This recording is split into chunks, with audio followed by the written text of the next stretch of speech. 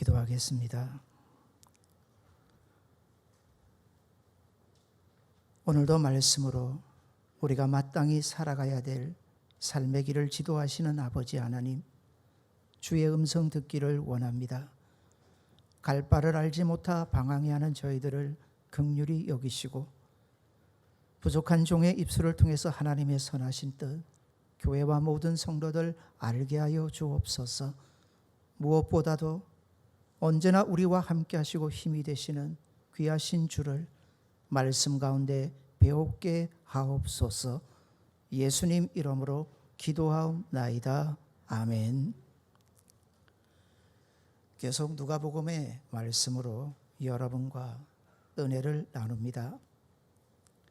우리는 지난 주일 하물며의 신앙에 대해 생각해 봤습니다. 예수님은 이렇게 말씀하셨습니다.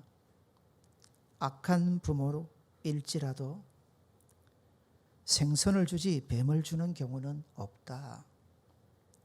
아무리 악한 부모일지라도 자녀에게는 알을 주지 정갈 안 준다. 악한 부모가 자식에게 떡 주지 돌 주는 거 받느냐? 하물며 우리 하나님 아버지께서 너희에게 좋은 것 주시지 않겠는가? 그런데 코로나19와 같은 이런 어려운 현실을 살아가면 하나님은 분명히 좋은 것 주시는데 그 좋은 것 주시는 하나님이 잘 안 보일 수가 있습니다. 생선이라 말씀하시는데 우리 눈에 뱀처럼 보일 수가 있어요. 알이라 말씀하시는데 정갈처럼 보이고요. 떡이라 말씀하시는데 분명히 우리 눈에는 돌처럼 보여집니다.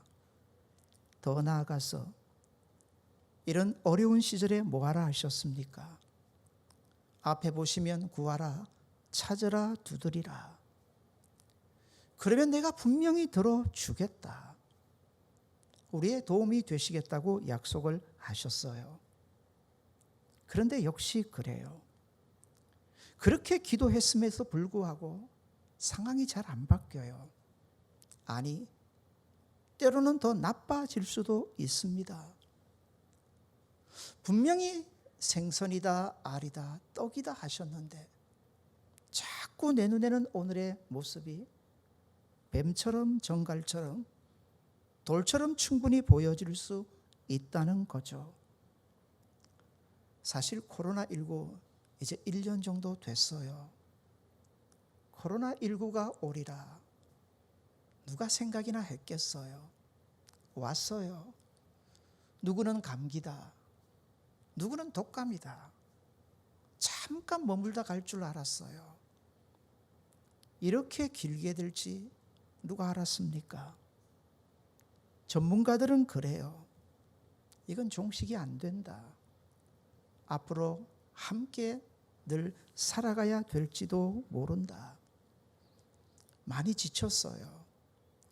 그래서 얼마 전까지만 해도 코로나 블루라 했습니다. 블루는 우울하다는 거죠. 왠지 그래요. 계속 어려운 시절을 살다 보니까 마음들이 많이 무너진 거예요. 근데 이제는 한 걸음 더 나아가서 코로나 레드라고 표현을 합니다. 앵글이라는 표현이죠. 이제는 그냥 마구 화가 나는 거예요. 가만히 있었을 뿐인데 누가 나를 건드리지도 않았는데 나도 모르게 참을 수 없는 분노가 자꾸 속에서 솟구쳐 오릅니다. 힘들기 때문이죠. 힘든 세월이 계속 되다 보니까 이제 지침을 넘어선 것 같아요. 그런데 계속되는 고난의 시절에도 성도는 오해하시면 안 돼요. 복음성 중에 이런 가사 있잖아요. 왜 나만 당하는 고난이냐고 불평하지 마세요. 어려운 시절만 되면 꼭 나만 고난 당하는 것 같아요. 다른 사람들은 괜찮아 보이고 나만 자꾸 더 어려워지는 것처럼 느껴지기 쉬워요. 그런데 돌아보면 고난 없는 세월이 어디 있습니까? 우리 가운데 죄가 들어온 이후 고난은 결코 한순간도 우리를 떠나지 않아요. 아주 오래전 원시인이 살던 동굴에 이런 글이 적혀 있더랍니다. 요즘 따라 세상 살기가 점점 힘들어진다. 원시인들도 그런 말을 했다는 거죠. 사랑하는 여러분, 그러니 닥쳐온 고난이 이상한 게 아니라 이제 그 고난에 대해서 우리가 어떻게 믿음으로 잘 반응하느냐, 대처하느냐, 이게 더 중요한 문제라는 겁니다. 특별히 눈이에요. 사람 몸을 1000양으로 쳤을 때 눈을 두고 900양이라고 그래요. 눈이 그만큼 중요하다는 겁니다. 우리 눈이 보는 대로 마음이 가요. 우리 눈이 보는 대로 중심이 가고요. 나중에 가보세요. 우리 몸이 거기가 있게 되는 거예요. 그래서 성경은 항상 우리 눈에 대한 강조를 많이 하세요. 특별히 어려운 시절.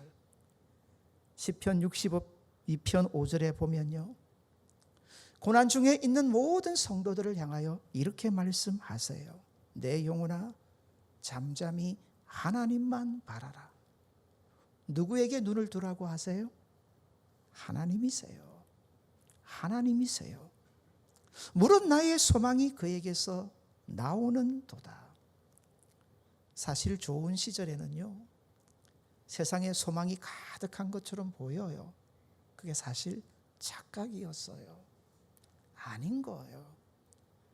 근데 고난의 시절이 성도에게 긍정적인 의미가 하나 있어요. 분명히 보게 만들어요. 정말 소망 없는 세상이구나 알게 해요. 그리고 오직 우리의 소망을 누구에게만 두게 만드느냐면 말씀처럼 하나님에게 두게 하세요. 사랑하는 여러분, 성도가 성도답게 사는 건 자기 마음대로 사는 게 아니잖아요. 하나님의 뜻대로이잖아요. 하나님의 뜻대로. 그래서 중요한 건 하나님의 뜻이 무엇인지 아는 거예요. 좋은 시절에는 사실 하나님의 뜻을 알기가 어렵지는 않아요. 근데 어려워지면 이 하나님의 뜻을 알기가 참 힘들어요. 예수님조차 그러셨잖아요. 아버지, 하실 수만 있다면 이 잔을 내게서 좀 옮겨주세요. 하나님의 뜻이 아니라 예수님 자신의 뜻대로 되기를 갈망하는 중심이 있었던 것을 우리는 압니다. 어려운 시절의 성도가 정말 조심해야 할 것은 자칫 하나님의 뜻이 아니라 내 뜻대로 살아가기가 더 쉬워지기 때문이지요. 그래서 오늘도 하나님의 말씀을 통해서 이 어려운 시절을 살아가는 우리를 향한 하나님의 뜻이 분명해지시는 은혜 함께 하시기를 바랍니다. 찾으셔야 돼요. 말씀을 들으시면서 찾으셔야 돼요. 내 뜻을 말씀 앞에 내려놓으시고요. 하나님의 뜻이 뭘까? 과연 하나님의 뜻이 뭘까? 오늘 짧은 본문은 이런 시대를 사는 우리를 향한 하나님의 뜻이 무엇인지를 하나 가르쳐 줘요. 누가복음 11장 13절을 한번 같이 읽겠습니다. 같이 읽을게요. 너희가 악할지라도 좋은 것을 자식에게 줄 알거든 하물며 너희 하늘 아버지께서 구하는 자에게 성령을 주시지 않겠느냐 하시니라. 아멘. 좋은 것 주신대요. 특별히 하나님 아버지께서 그 백성에게 찔끔찔끔 아니에요. 특별한 경우 아니에요. 항상이에요. 항상이에요. 우리가 받아들이기 어려워도, 이 어려운 시절에 정말 받아들이기 어려워도 항상이에요. 항상 좋은 거 주신대요. 게다가 어려운 시절 성경은 하나의 명령을 하시거든요. 기도하라는 거예요. 특별히 그렇게 구하고 찾고 두드릴 때 하나님 좋은 거 주신답니다. 좋은 거예요. 근데 여기에서 우리의 생각과 하나님의 생각이 다를 때가 많아요. 우리는 이런 거예요. 하나님 못 살겠어요. 너무 부족하잖아요. 어떻게 살라고요? 하나님 좀 채워주세요. 하나님께서 그러세요. 안다. 내가 다 안다. 그러시면서 좋은 거 줄게. 오늘 말씀에서 뭐라고 말씀하시냐면 그 좋은 게 뭐라고 말씀하세요? 성령이라고 하세요. 내가 좋은 걸 줄 텐데 안다. 성령 줄게. 하나님 아버지 못 살겠어요. 어떻게 살라고요? 좀 바꿔주세요. 좀 변화시켜 주세요. 그래, 안다. 내가 다 안다. 너의 마음도, 너의 불편함도, 너의 어려움도 다 안다. 좋은 거 줄게. 그러시고 하시는 말씀이 뭐냐면 성령을 주신대요.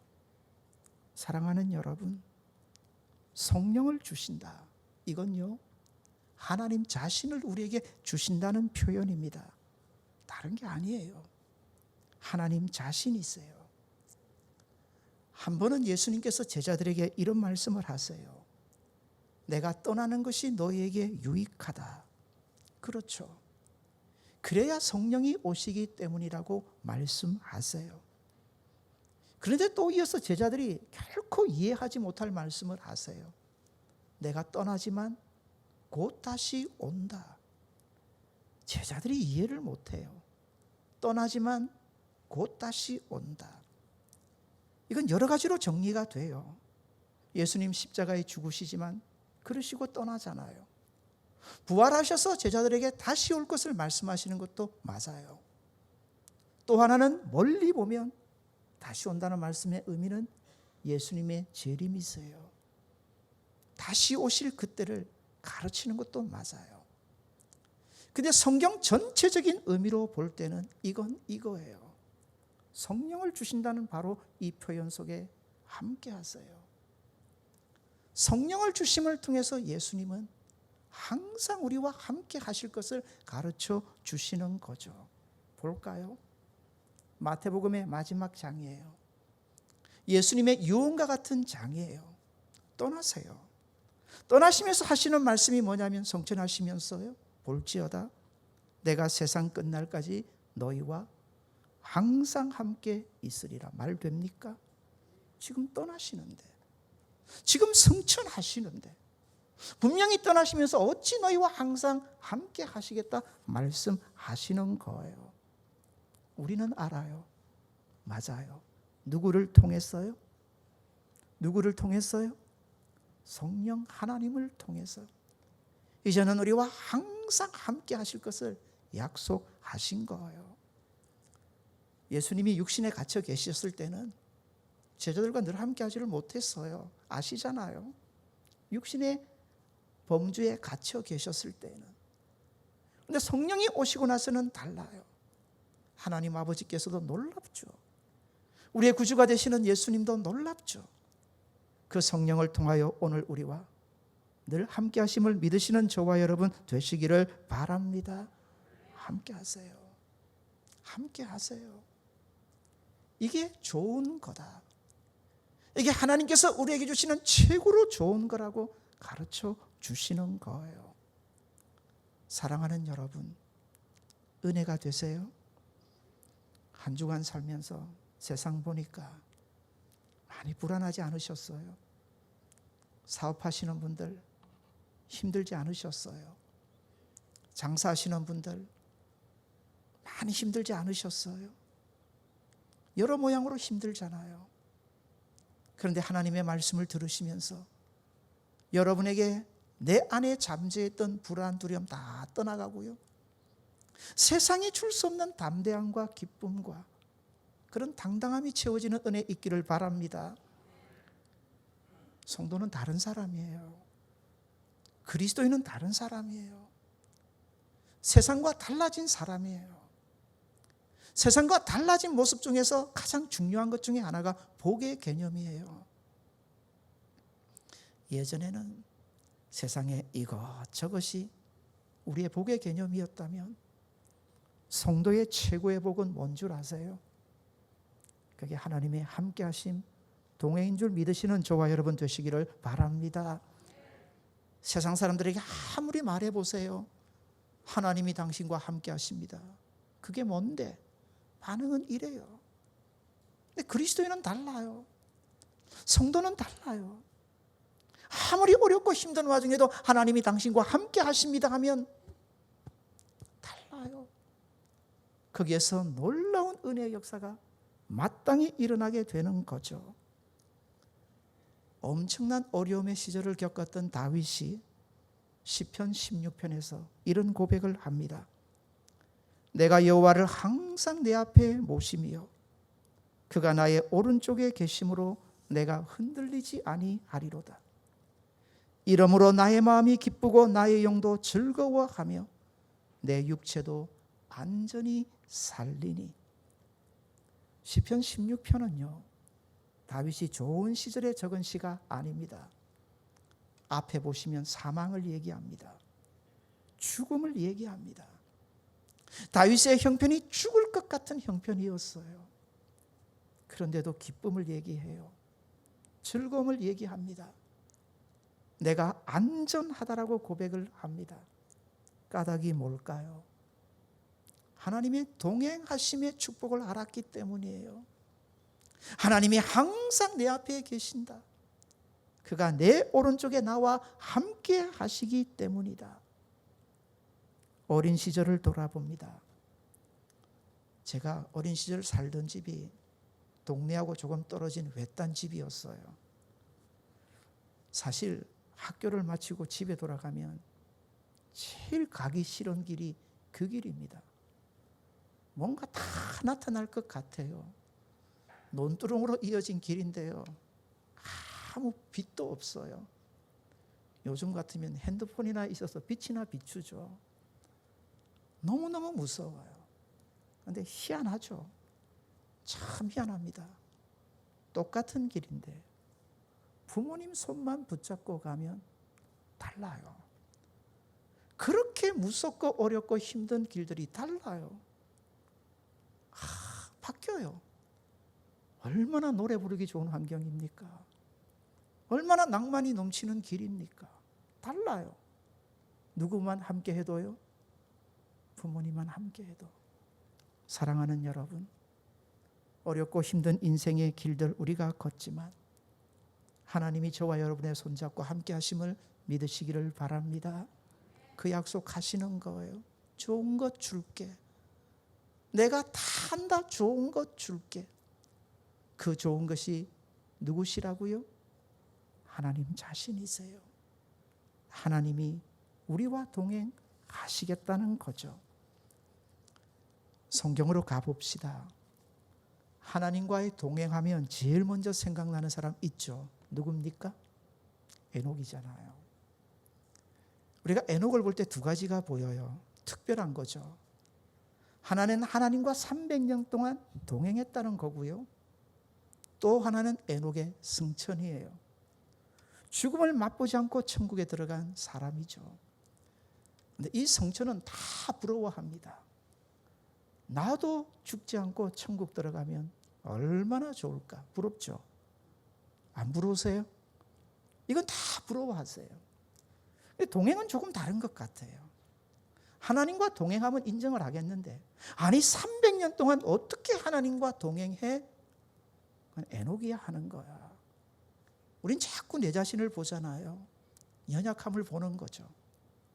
그런데 에녹의 동행을 볼 때 그와 동행하셨던 하나님을 보셔야 돼요.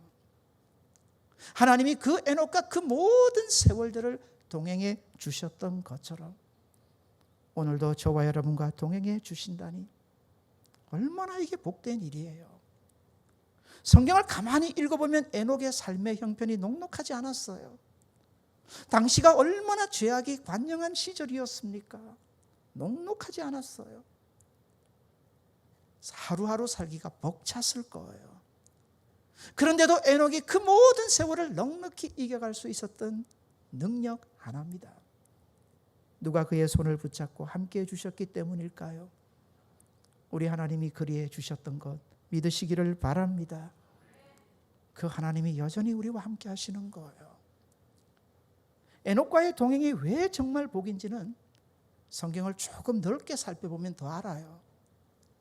창세기 4장에 가면 가인 얘기가 나와요. 에녹이 창세기 5장이잖아요. 바로 앞 얘기예요. 가인의 얘기가 나오는데 가인이요, 동생 아벨을 시기해서 죽여요. 그 다음부터 이 가인에게 말로 표현할 수 없는 두려움이 찾아와요. 그 두려움이 뭐냐면 아벨처럼 자기도 죽을 것 같다는 두려움이죠. 그래서 하나님께서 가인 너 안 죽는다. 다른 인생들이 가인 너 손 못 댄다. 하나님께서 가인에게 어떤 표를 주셨다고 성경은 말씀하세요. 그 표가 어떤 표인지는 아무도 몰라요. 그렇죠? 뭐 가인의 이마에 뭔가가 있었던 건지 아무도 몰라요. 정확히 몰라요. 그런데 은혜가 되는 것은요, 그런 가인에게도 은혜를 베푸시고 함께 하셨던 하나님의 흔적을 보는 거예요. 그런 가인에게도. 그러니 오늘 우리와 함께 하시는 하나님을 다시 볼 수 있다는 게 얼마나 은혜인가요? 따져보면요, 가인의 두려움, 이걸 잘 보셔야 돼요. 가인이 왜 그렇게 두려움을 느낍니까? 성경을 가만히 보시면요, 창세기 4장 5장으로 가보면 가인과 그 후손들은 이 땅에서 잘 먹고 잘 살아요. 얼마나 흥황하는지 몰라요. 별로 세상에 부족함이 없어 보여요. 근데 가인이 언제부터 두려움을 느끼나요? 아벨을 죽이고 나서 하나님의 부재하심 때문이에요. 하나님의 부재하심 똑같아요. 사랑하는 여러분, 인생을 살다가 불안함 느낄 때, 두려움 느낄 때, 뭔가 마음이 무너질 때 이유 아세요? 세상에 이런저런 것이 부족해서, 세상에 이런저런 것이 변하지 않아서 아니에요. 하나님의 부재하심 때문에, 그게 인생인 거예요. 하나님이 내게서 느껴지지 아니한다면 인생은 가인과 똑같아요. 불안해질 수밖에 없는 거예요. 그런데 하나님만 찾아와 주시면, 아무리 어렵고 힘든 세월일지라도 하나님이 나와 함께 하심에 대한 믿음만 분명하다면 성도는 달라요. 사랑하는 여러분, 오늘도 하나님 저와 여러분과 함께 하시는 줄 믿으시기를 바랍니다. 좋은 것 주신다잖아요. 하나님 아버지께서 최상으로 우리에게 좋은 것 주신대요. 그게 누구시라고요? 성령이세요. 바로 하나님의 동행하심에 대한 약속인 거죠. 성경을 통해서 동행하심에 대해 조금 더 살펴볼게요. 출애굽기 33장에 가보면요, 하나님께서 모세를 시내산으로 부르세요. 십계명을 주시기 위해서. 근데 모세가 좀 더디 내려와요. 근데 그 백성이 그 밑에서 하지 말아야 될 짓을 하죠. 예전 버릇이 다 튀어나와요. 두려우니까, 불안하니까, 자기 스스로 살려고 발버둥 치다 보니 엉뚱한 것이 불신앙이죠. 다 튀어나와요. 그래서 금송아지를 만들어 놓고 이게 하나님이다, 그 짓을 해요. 하나님께서 마음이 무척 상하셨어요. 그때 모세에게 하시는 말씀이 이거예요. 출애굽기 33장 3절인데요. 하나님이 말씀하세요. 너희를 젖과 꿀이 흐르는 땅으로 내가 들어가게는 해주겠다. 하나님 약속하셨으니까, 신실하시니까 좋다. 이스라엘 백성 너희들아, 젖과 꿀이 흐르는 땅으로 들어가게는 해주겠지만 나는 너희와 이제 더 이상 함께하지 못한다. 나는 너희와 함께 올라가지 아니할 거다. 그때 못난 이스라엘 백성들이 어떻게 하는 줄 아세요? 진짜 하나님 없는 사람이라면 야이 괜찮아요. 아이고 여기까지도 감사하죠. 하나님 여기서 인사합시다. 빠이빠이. 그냥 뭐 들어가 주시면 되는 거죠. 젖과 꿀이 흐르는 땅인데. 근데 아니었어요. 이스라엘 백성이 뭐라고 고백을 하느냐면 4절입니다. 백성이 이 준엄한 하나님의 말씀을 듣고 슬퍼하여 한 사람도 자기의 몸을 단장하지 아니했다. 이 모습은 나중에 모세가 설명을 해요. 이런 뜻이에요. 하나님 함께 가지 않으시면 우리도 안 가겠습니다. 아무리 그것이 젖과 꿀이 흐르는 좋은 땅일지라도 하나님이 우리와 함께 하지 아니해 주신다면 우리도 올라가지 않겠습니다. 이 광야에서 죽든 살든 하나님과 함께 하렵니다.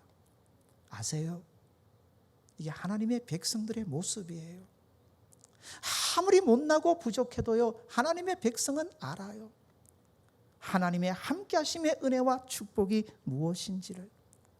사랑하는 여러분, 오늘도 말씀을 통하여 하나님의 함께 하심의 축복을 누려가면서 이 세상 든든히 이겨갈 수 있는 믿음을 얻으시는 저와 여러분 되시기를 바랍니다. 동행이죠. 동행입니다. 이제 맞추셔야 돼요. 맞추셔야 돼요. 자꾸 하나님대로 우리에게 맞춰달라고 하지 말고요, 우리가 하나님에게 맞춰 가셔야 돼요. 그건 이런 거예요. 세상 사람들은요, 하나만 얘기할게요. 사람들이 제일 좋아하는 게 뭘까요? 나중에 마스크 나눠드릴 텐데 마스크 안 좋아한답니다. 요즘 하도 많았어. 그래도 사람들이 제일 좋아하는 게 뭘까요? 돈이잖아요. 생기면 좋잖아요. 생기면 든든하잖아요. 생기면 뿌듯해지잖아요. 사랑하는 여러분, 하나님이 여러분과 동행하시는 줄 믿으시기를 바랍니다. 그러면 우리 마음이 그래야 돼요. 그렇게 뿌듯해지고 당당해지고 담대해지고 세상에 겁날 게 없는 사람처럼 느껴져야 돼요. 오늘 여러분의 이런 은혜가 함께 하시기를 바랍니다. 열왕기하 7장으로 가볼게요. 아람이 이스라엘을 집어삼키려고 항상 군대를 보내요. 그때는 아람이 가장 강력한 나라였거든요. 쉽게 이스라엘을 집어삼킬 줄 알았는데 엘리사 때문에 안 돼요.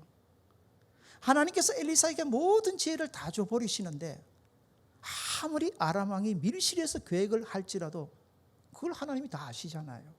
엘리사에게 다 가르쳐 주니 이게 안 되는 거예요. 너무 이상한 거죠.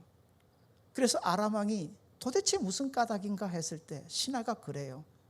아, 이스라엘에 엘리사라는 선지자가 있습니다. 왕이 생각하죠. 엘리사만 죽이면 되겠구나. 그래서 엘리사가 어디 있는지 물어봤더니 도단이라는 작은 성에 있다는 걸 알아요. 엄청난 군대를 보내서 밤중에 그 성을 개미 한 마리 빠져나가지 못하도록 싹 쏴버립니다. 아침이 되었어요. 엘리사의 종 게하시가 밖에 나간 이게 웬일입니까? 머리에서 발끝까지 두려움이 엄습하는 거예요. 이제 죽었다. 이제 우리는 끝났다. 펄펄 떠는 다리로요, 주인 엘리사를 깨우러 갑니다. 엘리사요, 엘리사요. 이제 우리가 죽게 되었습니다. 이제는 끝났습니다. 그때 엘리사가 어떻게 하던가요?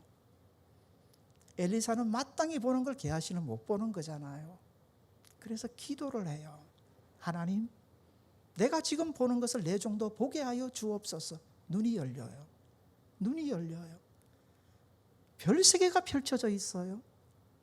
아람 군대가 자신을 죽이려고 뺑 둘러싸여 있는 것 같았는데 아니, 그들을 꼼짝 못하게 붙들고 있는 하나님의 군대, 불말과 불병거죠. 천사들이 보이는 거예요. 그들이 꼼짝도 못하도록 자신을 지켜주시는 하나님의 군대가 보이는 거예요. 사랑하는 여러분, 하나님의 군대만 보여도 이를진데 하나님이 친히 우리와 동행하시는 줄 믿으시기를 바랍니다. 그러니 우리 이 믿음으로 이겨갈 수 있지 않습니까? 이 믿음으로. 고린도전서 10장 13절에 이런 말씀을 하세요. 하나님은 사람이 감당 못할 시험을 안 주신대요. 저는 지금까지 이 말씀을 이렇게 풀어왔었어요.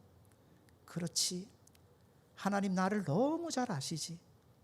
내가 연약할 때는 연약하니까 감당할 수 있는 문제 주시고, 내가 그래도 조금 서 있으면 조금 더 강한 문제를 주시겠고, 그러나 맞추어 주시지만 알아서 주시겠구나. 근데 아니더라고요. 내가 당하는 문제는 언제나 힘들어요. 아닙니까? 문제의 와중에 탁 들어가 보면 언제나 이런 생각이 들어요. 하나님은 실수하셨어요? 저 그렇게 안 강해요. 하나님 저 그렇게 힘 있는 사람 아니에요. 이번에 너무 큰 문제 주셨어요. 하나님 실수하셨어요. 어려우면 자꾸 이런 생각이 들고 자꾸 하나님의 부재하심이 느껴지는 거예요. 오늘 말씀을 풀다 보니 아니었어요. 우리가 어떤 문제 중에 있어도 왜 감당할 수 있는 줄 아세요? 하나님이 여러분 손 붙잡고 계심을 믿으시기를 바랍니다. 내가 감당하는 것이 아니라 나와 함께 하시는 하나님이 감당해 주실 줄 믿으시기를 바랍니다. 하나님이 함께 해 주시니 사망의 음침한 골짜기로 지날지라도 해를 두려워할 이유가 없다 하잖아요. 없다. 사랑하는 여러분, 성경이 전하는 최고의 복이 뭔 줄 아세요? 죄인 같은 우리와 하나님 함께 하십니다. 믿으시기를 바랍니다. 하나 얘기하고 설교 마칠게요. 제가 미국 생활 잠깐 할 때요, 요즘은 세상이 김치 때문에 난립니다. 이게 좀 건강에 좋다 싶으니 김치가 그렇게 잘 팔린대요. 근데 그때만 해도요, 한국 사람 하면 에이 김치 냄새, 마늘 냄새 그랬거든요. 근데 아무리 그래도 김치 먹어야 살죠. 김치 먹고 나면 할 수 없어요. 재빨리 가서 이를 닦아야 돼요. 길을 가다가도 혹시 김치 냄새 나면 어떨까? 조심조심해요. 사랑하는 여러분, 내가 원하는 냄새 나는 사람과도 잠시도 가까이 갈 수 없잖아요. 그리고 함께 하는 것이 고역이잖아요. 맞죠? 우리에게 얼마나 죄 냄새가 날까요? 얼마나 고약한 냄새가 나고 날까요? 아세요? 그런데도 하나님 우리 안 떠나요. 가인에게 은혜 베푸셨던 하나님 우리 안 떠나요. 영원히 우리와 함께 하시는 줄 믿으시기를 바랍니다. 그럼 얼마나 고마워요. 얼마나 감사하십니까? 이 하나님 붙잡고 또 한 주간도 어려운 시절 믿음으로 살아가시는 저와 여러분 되시기를 바랍니다. 우리 같이 기도합시다.